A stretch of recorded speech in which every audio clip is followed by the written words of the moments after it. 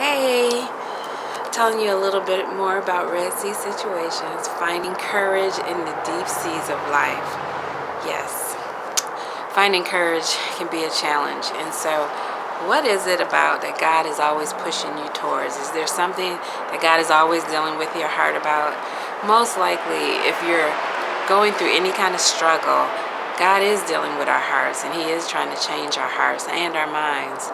And so, chapter 7 in the book is about what's your positional stance. It's about releasing your shame and developing a greater intimacy with God. Spiritually, having a spiritually mature mindset. And it means that what you do is you prioritize your needs and not your wants. And so God has a desire to move us into a beautiful place with Him, to work on our hearts and to help us be grateful. And that's what chapter 7 is about. Are you grateful in your positional stance? And so number 8, chapter 8 is all about my dignity, my value. That's what it's called. Now, this takes a little twist on it. A lot of times we don't deal with the esteem factor in our walk with Christ very well. And so myself, being a therapist and having had some challenges with my esteem and my self-confidence and my dignity, and really knowing what that is. Dignity is about walking in right standing with God and being able to recognize righteousness and use that as a way to reach courage.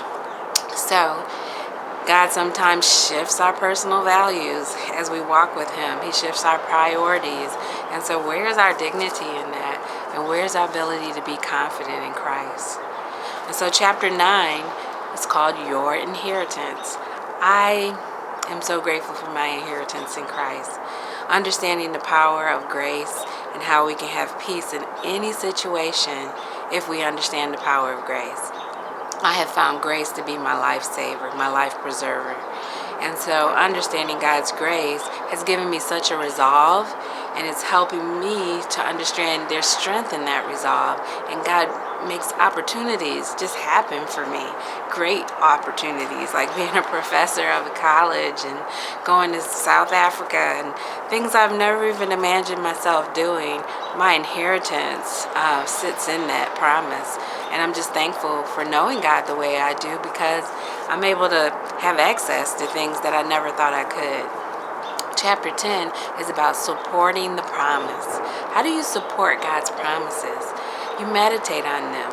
You allow them to feed your soul. You practice acceptance, even when you don't want to, even when things are challenging, even when things are hard. Supporting God's promise can bring you to a place where you rid doubt out of your mind and you walk into miracles. So, Red Sea situations, that's what it's about. My prayer is you will be blessed by it and that you will have a wonderful opportunity to grow in God. So get out to your stores or Amazon, or you can go to www.jenrenee.com and you can purchase right from there on my website. Thank you so much and have a wonderful day. And if you've already bought it, thank you. Have a great day. Bye-bye. Love you.